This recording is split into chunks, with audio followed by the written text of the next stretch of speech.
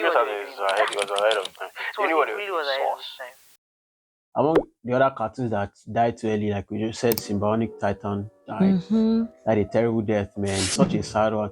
And you know Gendy, the guy that made it, that guy is a genius. Genius, man.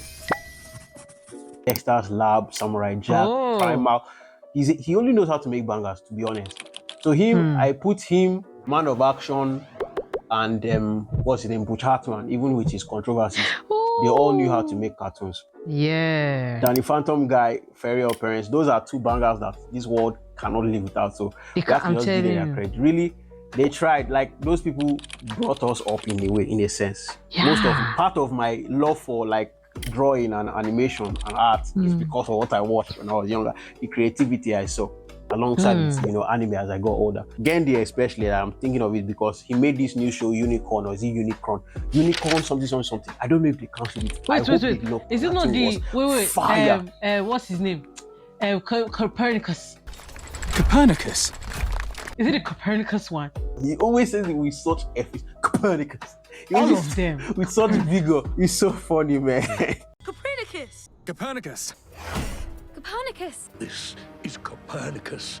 Like you were saying, the writing in the previous shows, 10 out of 10. Just amazing. It's not all, very slapstick, boom, pow, shift, move, like it's not sporadic in the animation. It is it's telling a leisurely story. It's telling that's why you can never, even with the commercial success of like things like Teen Titans Go, because honestly speaking, Teen Titans Go is the reason we have all these things today, I would say, because that's the first major one.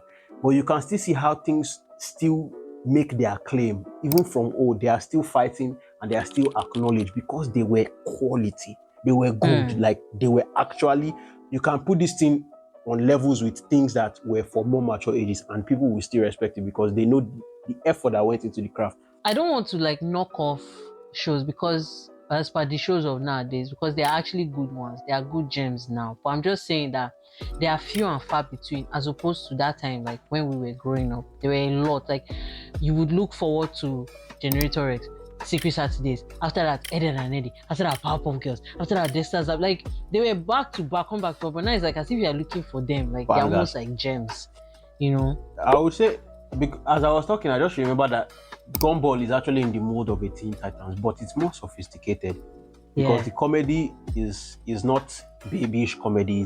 There's layers to the comedy, and there's character development because in as much as every episode is a new thing, like they're just doing something new, you can tell that something monumental would have happened a few episodes before that they would continue with going forward. Not much of that happens now. I think you hit the nail on the head. It's just the characters are the same today, yesterday. They will be the same in the next episode. They were the same yesterday. Even if a tragedy happened, they will just go back to being right. But characters were real because, we saw you doing this. You called back to it. So we are remembering it together. We are in this together. We are following the story together. So these days, man, it's just, they will just throw whatever colors they want to throw on the screen for the next 10, 15, 20 minutes. And then leave you for the next 20 minutes to show different colors. But there's no soul.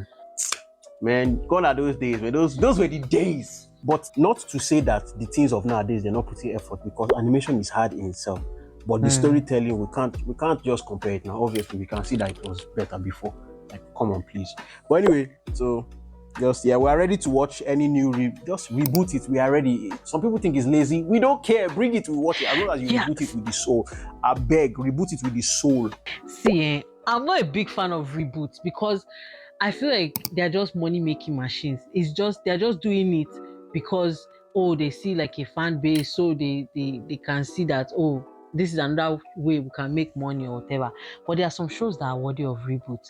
Like that Samurai Jack thing that happened. Like it was worthy of giving us a proper ending. It wasn't, and they didn't do it. They didn't do it because they were trying to make money or they were trying to please. Well, they did it because they were trying to please fans because that's how desperately people wanted to see an ending to Samurai Jack. But you can tell that the way they wrote it, it wasn't because they felt like it was going to bring profit. They weren't just trying to make money.